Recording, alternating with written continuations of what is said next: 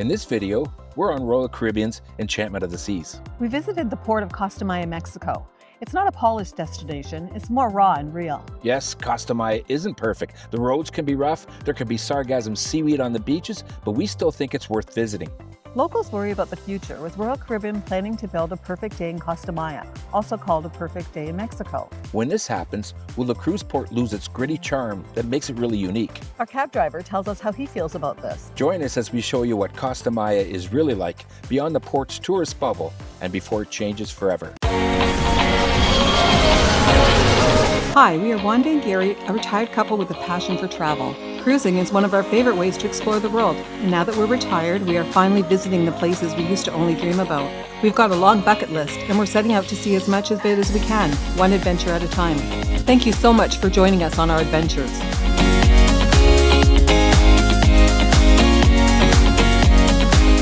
Before any cruise, I always go to shipmapper.com to see what ships will be in port on the day that we are there. I've been looking forward to this port for a long time. There's going to be a ship there that I've been waiting to see. As we got close to the port, I made my way to the top deck of the ship. Out on the horizon, she appeared, the icon of the seas. Even in the distance, she was impossible to miss, a mountain of steel and glass inching closer to the shore. She was already bigger than any ship I've ever seen because she, along with the Star of the Seas, are the biggest cruise ships. She has a maximum capacity of 7,600 passengers and 2,350 crew. That's just shy of 10,000 people who can be on board that ship. By comparison, our ship's capacity is 2,730 passengers and 852 crew. There's almost as many crew members on board the Icon of the Seas as there are passengers on the Enchantment of the Seas. By the time we got close to the port, she had already docked at the pier. Her neon slides made her look like a water park, and her balconies looked like a city block of apartments. A $2 billion floating metropolis, a city parked at the edge of the Yucatan. And there we were, easing in beside her, our much smaller ship dwarfed by her size. Smaller, older, humbler in comparison. The contrast really couldn't be any sharper. Royal Caribbean's older Vision class ship next to the newest Icon class ship. But in that contrast lies something important. To me, the Enchantment of the Seas feels like a ship and less like a floating amusement park at sea. The Icon of the Seas is very impressive, a marvel of engineering, and seeing her side by side was surreal. Two very different visions of what cruising can be.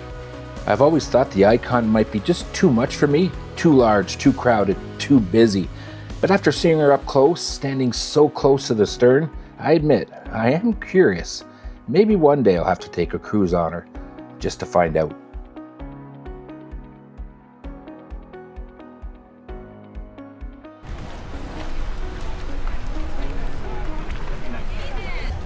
We walked the pier towards the port in Costa Maya. The first thing that hits you is how clean, how staged it all feels. The port is a bubble. It's a carefully designed illusion, constructed to feel and look like Mexico, but not too much like Mexico. It's designed for passengers who want enough to say that they've been there without really stepping outside of the safety net. You know, the illusion is convincing. There's rows of souvenir shops selling the same woven blankets and keychains and magnets you see in every port. The vendors stand at the entrance of their stores almost pleading, "Hey amigo, come inside, take a look." Pink flamingos strut in the heat, drawing travelers toward the bird sanctuary with the promise of something exotic, but only a few steps away, there's the duty-free shop.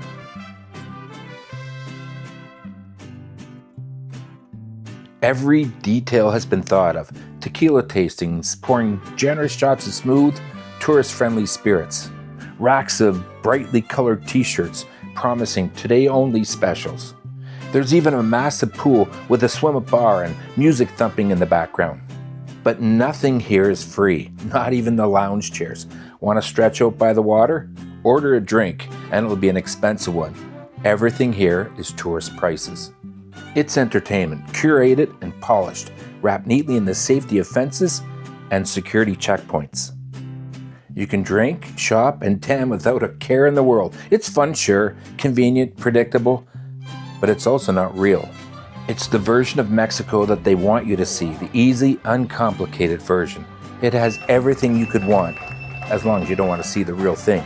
The real Costa Maya isn't inside this bubble, it's just beyond the gates, a bit messy, imperfect, and alive. So we step past the souvenir stalls and the flamingos, past the swim-up bars and the expensive lounge chairs, and we head towards the taxi stand. It's $5 a person for the 10-minute ride to Mahahual.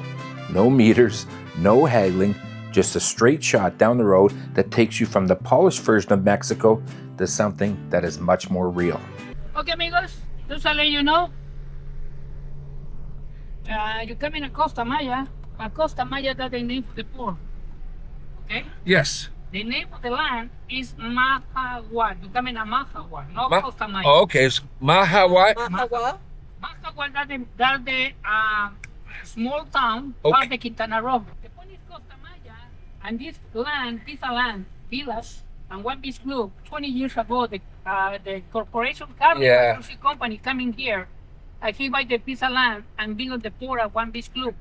But this guy, Carnival, you know what? Oh, he needs to fix the roads, though. Oh, yeah, this is very bad. But don't worry, Maya massage. That's the little Maya It's massage. your poor tires and shocks. Oh, yeah, we need to change every 6 or 7 months. Can local people afford to buy a home? No, because it's expensive. $60,000 per piece of land. And you start building the houses, it's expensive. Whoa. Sorry about that. I love it. It's a ride. This is included in the package, okay? Don't worry. We don't charge for that. No worries. And here in Mahahual, that's a very, very small town. We live 2,000 people here. Wow. 2,000. More than 85% of people working directly with the tourists. The guy for sell the food, drink, souvenirs, Yeah. drivers, everything. He drive 2 hours, 1 hour, 1 hour and a half, start working 5 o'clock in the morning. When the cruise lasts, everybody go home. Now, Carnival is selling Royal Caribbean, all the property. Yes, I heard that. Yeah, a Royal Caribbean, he coming, but not for fix this one. He build on the private island and the other side. And he built on perfect day. Land for sand, pool, games, slider, zip line, you know? Yeah, but that takes money away from the locals. They can't operate their businesses. Exactly. It's not fair, you know. It's not good. I don't like that. I don't like when they do that. Exactly. But you know, sooner or later, people he come in and he don't go the perfect day because, example, you come in here for 4 or 5 hours. You not pay $200. Yeah, I agree. Yeah. More there you go, Mahahual, Krazy Lobster, you stay couple hours, and you don't spend more than $80. Exactly. Yeah. But you know, this is good for the publicity. My idea is when that's good coming here because everybody know Yeah. perfect day is Mahahual. No Mahahual. Costa Maya, no anymore for Costa Maya. That's perfect. Yes. You know, Yeah. that's the reason for me.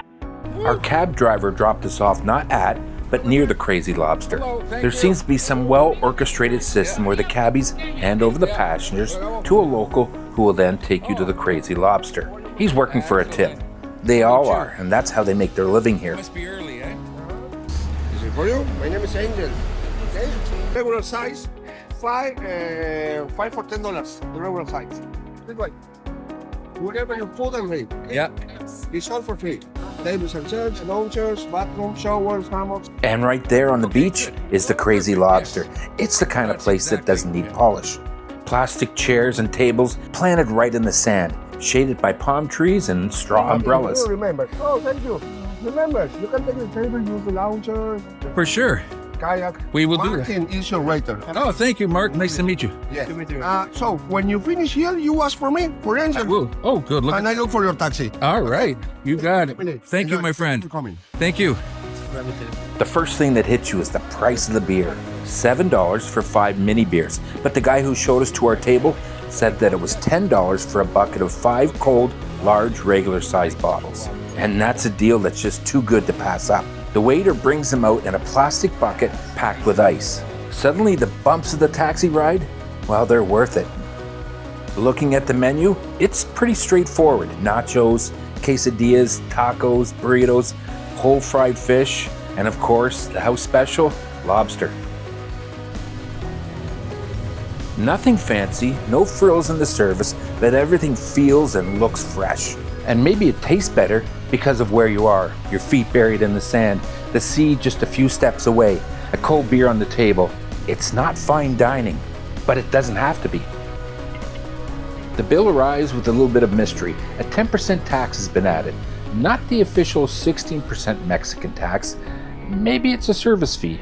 Maybe it isn't. Nobody really knows. But at these prices, who cares? We arrived early, before the ship crowds arrived. For a little while, we had the place almost to ourselves. Time to wander, time to explore the area and take it all in. It was that brief calm before the noise, before the music, before the buckets of beer, and the sunburnt tourists claimed the day. The beach itself, it was almost picture perfect. But on our visit, the sea, well, it wasn't quite postcard blue. It was August, and the shoreline was heavy with sargassum seaweed. Now, if you've never seen sargassum, it's a floating brown algae that drifts across the Caribbean, and it's carried by the currents and wind. And when it piles up on the beach, it does have a foul smell, almost sulfur-like. It dulls the postcard blue of the water, giving it a green hint. It's not beautiful, but it's real. And it doesn't ruin the experience, but it does remind you that this isn't some polished private island. This is the Caribbean in all its imperfect beauty.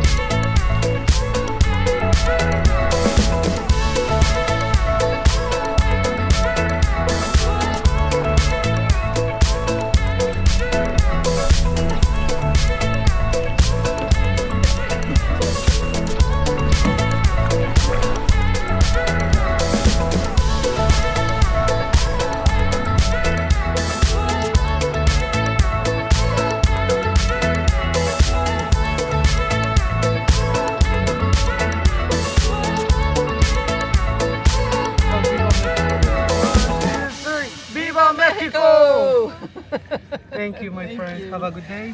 When it's time to head back to the ship, the taxis are waiting behind the Krazy Lobster. Again, it's $5 per person, and it's back along that same bumpy road back to the port. Just make sure you give yourself time to get back, because the ship won't wait for you.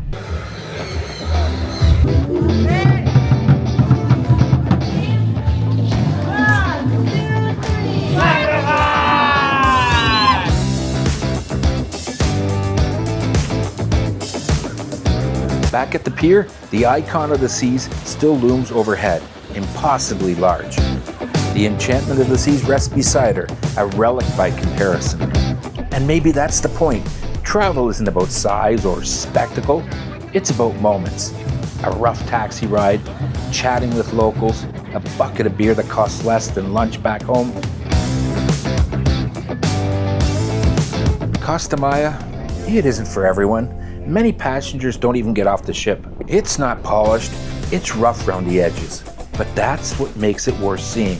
Enough to remind us that this is why we travel. If you enjoyed this video, please give it a like and consider subscribing. It's completely free and it really helps us out. Plus, it tells YouTube to share this video with more people just like you who love cruising and travel. A special shout out to Vicki Grimes from Kentucky. She creates ducks and she gave me this crocheted duck on the Enchantment of the Seas. She has a Facebook page called Royal Cruises Crochet Duck Lady. Check her out, it's my favorite duck. We are packing our suitcases and we'd love to have you along for the ride. Thanks for watching and see you on our next adventure.